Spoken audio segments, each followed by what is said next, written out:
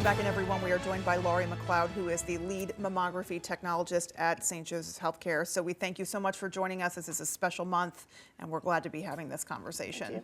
So it is Breast Cancer Awareness Month, but first, I want to just first talk about what your role is and your expertise, because you've said you've been at this for decades. So yeah, so talk a little bit about what you do and how long you've been doing, why you've been doing it for so long. I'm the lead mammographer there. I've been there almost 32 years at Breast Care, with St. Joe's a little bit longer. I do the mammogram still. That's by choice. I could be doing administrative stuff, but I enjoy the patients. That's why I'm there. I take care of the licensing for the machines and oversee the quality assurance, which is a lot of it because we answer directly to the FDA.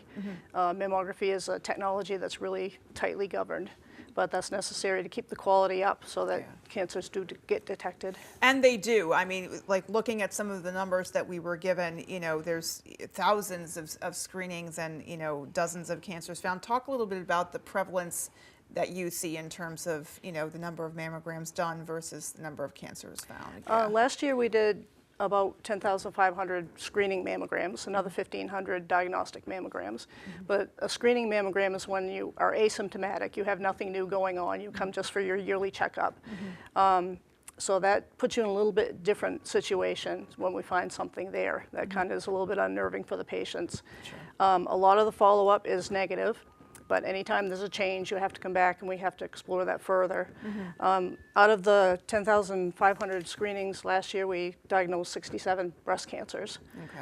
This year we're doing about that amount, a little more. We're probably on track to do about 500 more this year. Okay.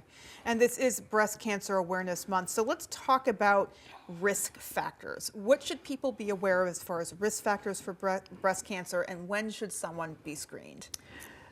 People should be screened starting at 40. It changes a little bit if you have like a family history or other genetic factors that will contribute to the breast cancer risk. You can have your risk evaluated with your physician. There's actually a questionnaire that they'll go through with you, and it's an actual calculation that will calculate your actual risk. If you have, say, a first-degree relative who had breast cancer, like your mother, if she had it at 40, then you should start screening 10 years earlier. So you would want to start at 30. But that's something that your doctor will go over with you and make the recommendations. Yeah, that's a great piece of information. But there's also risk factors include that says dense breast tissue, the age at which you had your first child, smoking, and obesity. Then genetics as well. All right. And finally, how can folks support Breast Cancer Awareness Month in terms of, again, helping to bring attention to this issue? Because, you know, we hear about this all the time. The numbers are what they are, but you know, when it happens to you or a family member, it feels very, very personal. It does. How can folks support this? People can be very aware of being supportive of people who've gone through the breast cancer diagnosis and treatment, and most people do know someone who's been touched by it.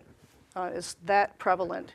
It's important to show your support. There are a lot of activities going on that raise money for breast cancer research. Obviously, contributing to those is very helpful.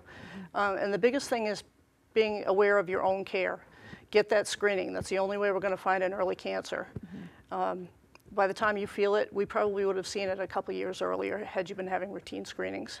All right, so screenings, early screening. Early screenings. All right. Well, thank you so much, Laurie, for joining us. Thank we you. really appreciate it.